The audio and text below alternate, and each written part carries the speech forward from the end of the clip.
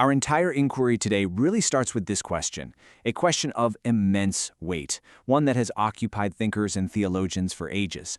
How can a person be considered just or righteous? I mean, what is the standard by which a life is measured and found to be in right standing?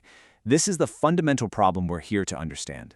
Well, the first potential answer is what we could call the path of the law. This path, it frames justification as something you have to achieve. It's something that must be earned through perfect, and I mean perfect, adherence to all the rules, through a life of absolutely faultless deeds. You can imagine it like a steep, difficult climb, a path of meticulous observance where your own efforts are the only way to prove your worth. It's a demanding path, to be sure, requiring nothing less than absolute perfection. And here, right here, we can see the two paths in really stark contrast. On the one side, you have justification by the law. It's something you achieve through your deeds. It depends entirely on human effort, and it demands perfection.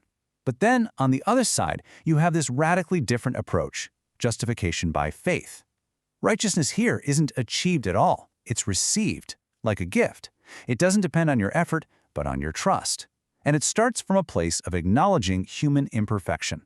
Now, this second path, this idea of receiving justification as a gift, it's all encapsulated in a simple yet incredibly powerful Latin phrase, Sola Fide.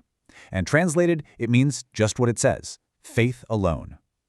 Now you have to understand, this was a revolutionary concept. It was an idea that would challenge entire systems of belief by arguing that faith, all by itself, is the one and only instrument of justification. The focus shifts completely, you see, from what we do to where we place our trust.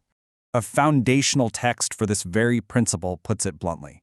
It says, "But that no man is justified by the law in the sight of God, it is evident, for the just shall live by faith." Now, listen closely to the structure of that argument. First, it makes a really definitive claim that justification through the law is impossible.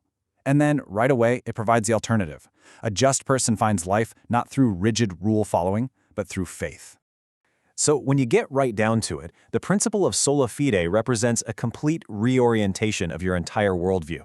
It proposes that the source of a just life, well, it isn't found in diligent, perfect performance. Instead, it asserts that a person is made right and truly begins to live through the act of faith itself. Life, in this view, becomes a consequence of trust, not a reward for performance. If this video was helpful to you, please like, comment, and subscribe to help the YouTube algorithm get the videos out to others. Thanks for watching this Principles University presentation, and we'll see you in the next video.